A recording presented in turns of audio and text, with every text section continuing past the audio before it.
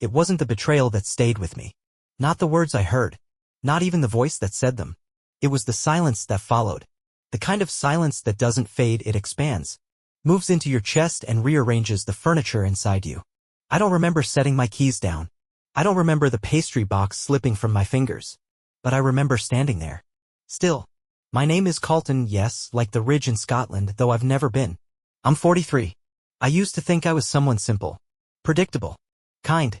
A man with good habits and quiet thoughts. A man a woman could feel safe with. My wife, Lydia, used to call me the constant. She'd say it like it was a compliment, and maybe it was.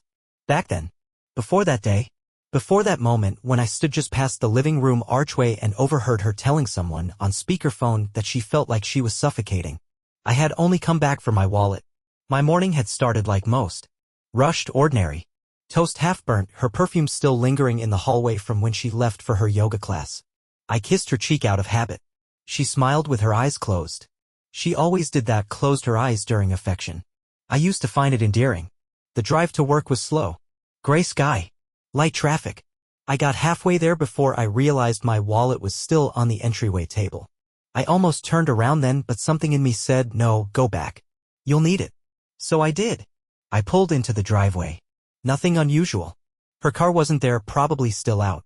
I opened the front door quietly, thinking maybe I'd just grab the wallet and go. That I'd leave the tea and the croissant I picked up at Bellamy's on the counter, maybe with a note. For the constant. Love, see? But then I heard her voice. Not in the distance. Not in a shout. But close. Clear. Calm. From the kitchen. She was on the phone. Bluetooth speaker. I couldn't hear the person on the other end. Just her. Just Lydia. I don't hate him. He's fine. But I feel like I'm disappearing. I didn't breathe. I didn't blink. I remember the hum of the refrigerator like it was louder than her voice. He always means well. He tries. But it's like living next to a library, quiet, neat, and utterly uninspiring. I wanted to move. Walk away. Clear my throat, make noise, anything. But something pinned me there. It's like, if I left tomorrow, he'd just fold the laundry, make some tea, and keep going like nothing changed. And then she laughed. That soft, familiar laugh that once made me feel chosen. She laughed. I never made it to the wallet. I never left the hallway. That moment broke nothing. No glass shattered. No voice was raised. But something in me tilted. Quietly. Permanently. And that was the beginning. Not of the end, but of the silence that followed. I didn't leave right away. You'd think, after hearing something like that, a man would slam a door, throw a chair, say something reckless just to feel real again. But I didn't. I stood in the same place, letting her words settle into my bones like cold water soaking into fabric. I had no plan, no reaction ready. My hands didn't even shake. They just hung there at my sides while the warmth left the room. She never saw me. At least, not in that moment. I slowly stepped back, careful not to let my shoes squeak on the hardwood. I picked up my wallet, which sat exactly where I thought it would be, beside a framed photo of us from a trip to Oregon 3 years ago. I stared at it for a second, Lydia's hand on my chest, our eyes smiling like we hadn't yet learned how far apart two people could drift while still sharing the same bed. I didn't cry. I didn't feel rage or panic. What I felt was more peculiar, a slow, widening emptiness. Like I was standing in a room with no furniture, no windows, and no ceiling, and everything I thought defined my life had just evaporated. I didn't take anything else. No clothes. No toothbrush. Not even the tea I bought her. I just slipped out the front door as silently as I had come in and drove. I didn't know where I was going at first. I just needed the road. I needed movement. Something predictable even if my life no longer was. I took Highway 17 out of town without thinking. The road curved gently past the edge of the city and rolled into open fields, then wooded silence. My phone buzzed twice, Lydia probably asking something ordinary like whether I could pick up paper towels on the way home. I didn't check. I let the screen dim. By the time I stopped the car, it was dark. I found a quiet motel outside a place called Larkhill, a name I'd never heard but somehow sounded like a town that wouldn't ask questions. The room was small but clean. One lamp, one bed, a desk with a scratch down the middle, and curtains that didn't quite close. It suited me perfectly. I sat on the edge of the bed, staring at nothing, listening to the hum of the air conditioner and wondering how long someone could sit without speaking before their voice forgot how to work. I kept thinking of her words, not the cruelty of them, but the certainty. She didn't hesitate. She didn't stammer. She said she felt like she was disappearing, and maybe the worst part was, I understood. Somewhere along the way I had become furniture in my own life. Useful but unnoticeable. I was the kind of man people assumed would be fine no matter what. The kind who picks up after himself, remembers anniversaries, shows up early and never forgets to warm the car in winter. A reliable shadow. Steady. Harmless. Forgettable. And yet I loved her. Or, at least, I loved the version of us I thought we were. But maybe that was just it. I had loved the idea of being loved back. I hadn't noticed the cracks, or maybe I had, but I believed I could patch them with enough effort. Enough kindness. Enough quiet endurance. That night in the motel, I didn't sleep. I watched the ceiling, listened to the sound of passing trucks. I wondered if she'd be worried. If she'd noticed I never came back. If she'd called. But I didn't check. I let the silence answer for her.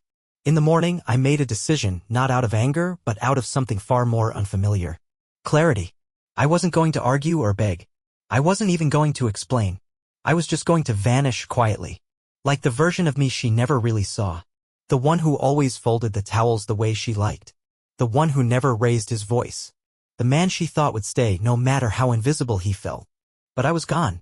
And she wouldn't see it coming because even ghosts leave cold air behind and I left nothing at all. It's strange, the kinds of things you notice when you stop talking.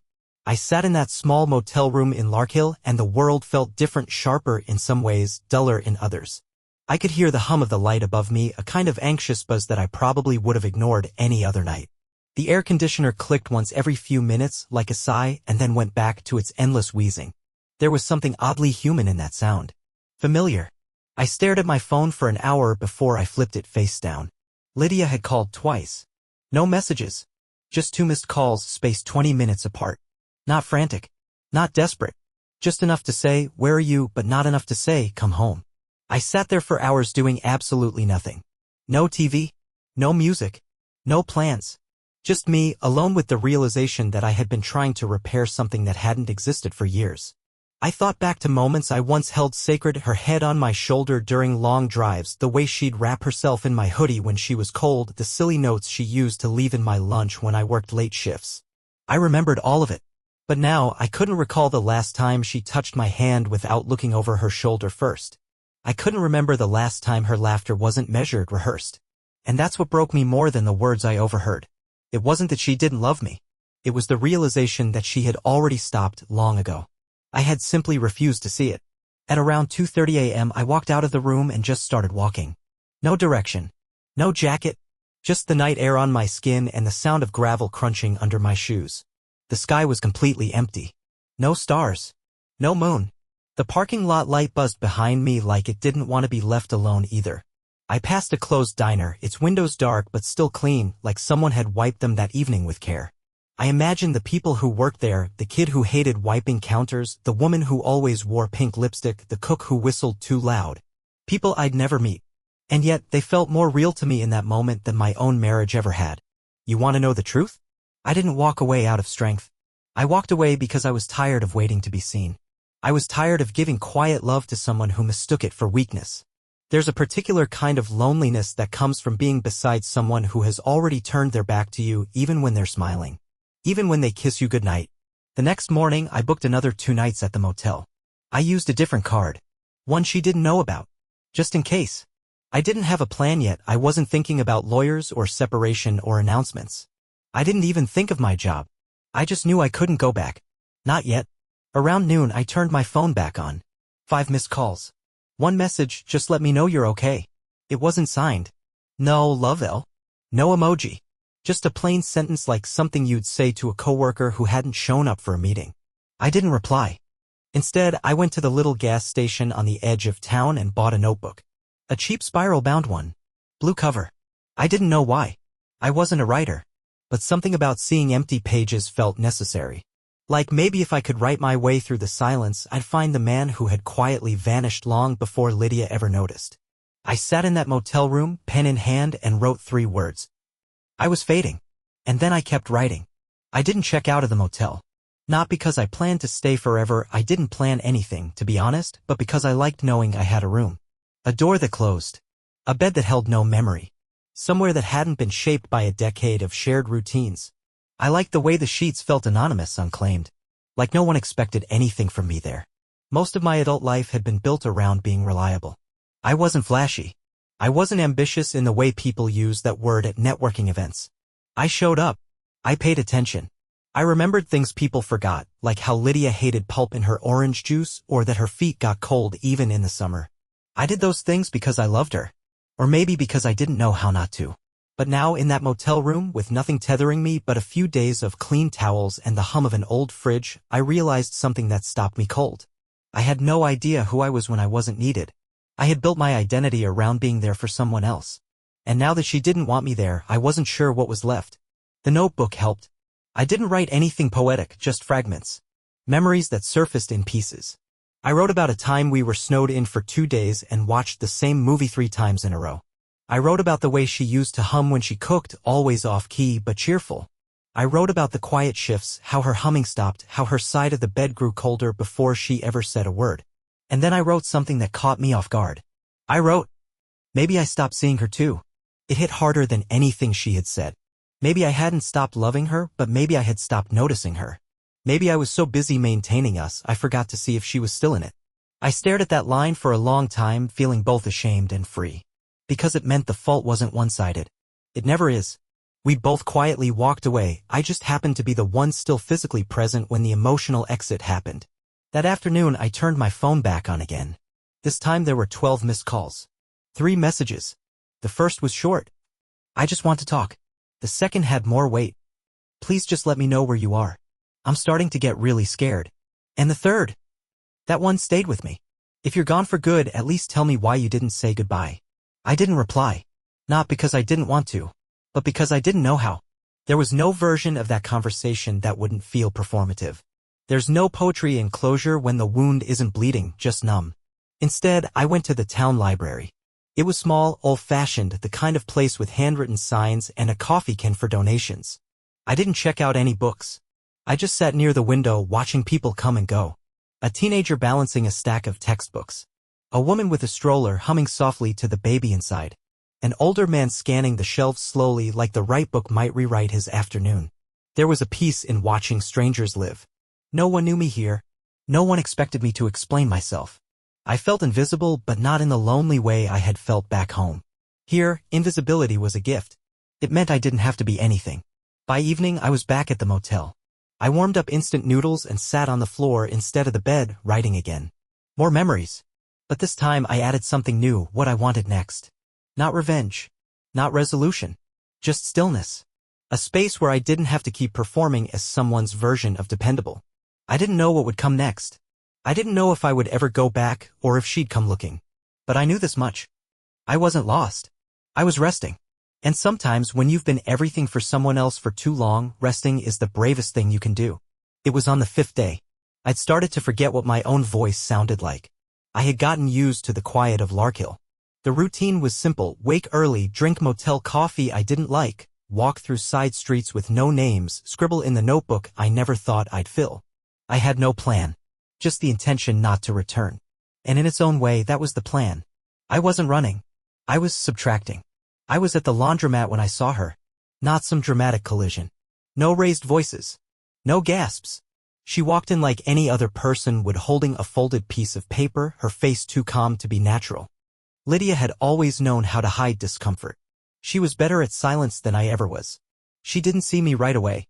I was sitting in the far corner, back to the wall, watching the dryer spin. I didn't move. I watched her scan the room slowly, then land on me. Something flickered in her face, not shock. Not sadness.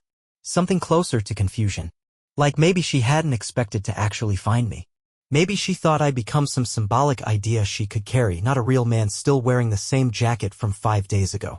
She sat down across from me, legs crossed, holding that same folded paper. It took her a full minute to say anything. We just sat, breathing in sync with machines that never stopped moving. Her voice, when it came, was low. Careful. So this is where you go when you disappear. I didn't answer. She looked around the room like it might explain something to her. You always did like places where nobody expected anything from you. Still, I didn't speak. I wanted to hear her, not feed her lines. She looked at the floor. You know, I didn't even realize you heard me. That day. I thought you just left. And I told myself maybe you were finally tired of trying. That word, finally, landed somewhere I didn't want to feel. It told me she knew I had been trying.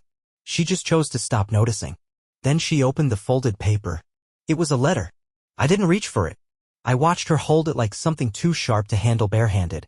I wrote this thinking you'd never let me explain in person. I said my first words then. Quiet. Unpolished. I'm not here to be explained to. That shifted something in her. Her shoulders tensed the way they did when she realized she couldn't steer the moment. I know, she said. I don't expect you to forgive me. I didn't expect you to go. I nodded slowly. I didn't expect me to either. She looked genuinely hurt. But not for me. For herself. That was Lydia mourning the version of the story that no longer centered her. I thought you'd stay like you always do, she whispered. Even when I wasn't worth staying for. We sat in silence after that. Her hands trembled. Mine didn't. I finally looked at her and said, without anger, you didn't break me. You just showed me I was already gone. That was it. She didn't cry. I didn't comfort her. The letter stayed folded in her hands. A symbol of something that never got to be said. When she left, she turned once at the door like she might come back. She didn't. That night I walked again. Not to escape. Not to think. Just to feel the weight of what staying silent had given me. Peace. And it wasn't loud or triumphant. It was small. Quiet. Real. I was still hurting. But I was no longer hiding. I stopped keeping track of the days. There was no calendar in the room and I had disabled every notification on my phone. The first few mornings were hard to distinguish, same gray light through the curtains, same slightly sour smell from the hallway, same paper-thin coffee in a foam cup I kept refilling out of habit more than need. But after she left, after Lydia came to the laundromat and said her piece, or what she thought was her piece, something shifted. It wasn't relief. It wasn't clarity. It was something else. A kind of hollow that wasn't sad, just unfamiliar. I didn't feel angry anymore. I didn't feel hurt. I didn't feel anything strong enough to describe. But I noticed I was beginning to take longer walks. I'd go past the gas station where I first bought the notebook, then deeper into neighborhoods I hadn't explored. I'd sit on a bench and watch people talk to each other, strangers having conversations I'd never be part of. It was grounding. I didn't know their names. They didn't know mine. And somehow that anonymity made me feel more like a person than I had in years. Back in the motel room, I started opening the curtains. I didn't realize I'd been keeping them closed until one morning I pulled them back and just stood there, letting the weak morning sun fill the silence. It didn't feel like hope. It felt like practice. Like I was learning how to let the day in again without letting everything else flood back with it. I went to the grocery store 2 towns over, not because I needed anything specific, but because I wanted to buy food that didn't come in plastic wrap. I wandered the aisles aimlessly, not touching anything at first. There was a woman with a kid in the cereal section arguing gently over which box had less sugar. An older man checking each apple for bruises. And then me holding a can of soup I wouldn't end up buying, realizing I hadn't spoken to anyone in almost a week. I bought bread, some fresh eggs, and a small jar of blueberry jam. I don't even like jam. Lydia used to love it. I guess I was still unlearning her from my habits. That night I cooked on the little kitchenette burner in the room. Toasted the bread unevenly, overcooked the eggs, spilled the jam on the counter. And yet it was the first meal in years that I ate slowly. I didn't check my phone. I didn't think about bills or work or the way she used to hum under her breath while she waited for her coffee to brew. I just sat at the tiny motel table, chewing slowly like the world owed me nothing and I didn't owe it anything either. After that, something inside me began to reshape itself quietly. There wasn't a moment of revelation. No sudden purpose. Just the steady permission I gave myself to be no one, just for a while. That night, I wrote something different in the notebook. Not a memory. Not a quote. Just a question. If I wasn't who I was to her, then who am I now? It stayed there on the page unanswered. I didn't need to fill it in. I just needed to see it. The next morning, I took a longer route on my walk and passed by a local community center with a chalkboard out front. Free classes, beginner's yoga, intro to woodworking, mindfulness walks. I stopped. I stood there for maybe 10 full minutes, just reading that list over and over. Not because I was particularly drawn to any of them, but because each option was something I had never chosen before. My life had always been reactionary to her needs, to her moods, to the unspoken rules of partnership. But these were decisions for no one's benefit but mine. And that thought didn't scare me. It actually settled in a way that made sense. So I walked inside. I never signed up for a woodworking class. I stood in the doorway, watched for a few minutes, and left. There was something comforting about the smell of cut wood, the soft tapping of hands shaping something that didn't talk back. But I wasn't ready to join. Not yet. I still didn't know how to be around people without shrinking. Or maybe I was afraid someone would ask what I did before I came here and I wouldn't know how to explain that I used to be someone's husband more than I was ever my own person. Instead, I kept walking. I found a small lake behind the community center that didn't show up on any maps. The trail leading to it was overgrown and easy to miss, like something not meant to be found but still quietly waiting to be discovered. I sat on a flat stone at the edge of the water and watched the breeze crease the surface like it was folding linen.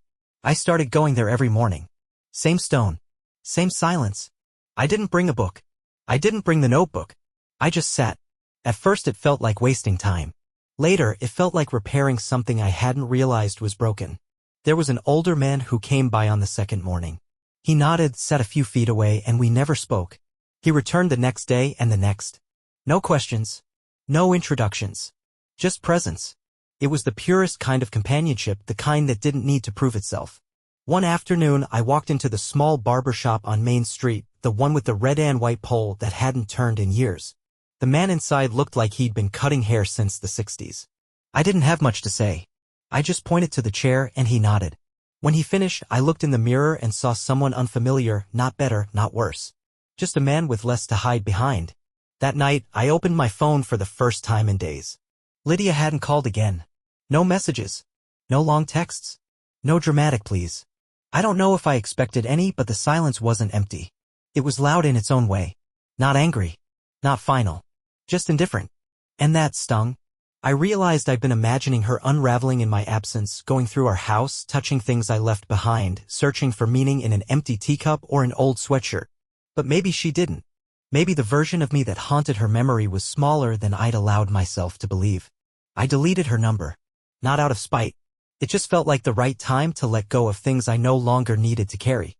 Later that week, I found a small bookstore that sold second-hand poetry collections and cookbooks from the 80s. I spent over an hour just touching the spines, reading random lines from cracked pages. I didn't buy anything, but I walked out feeling full.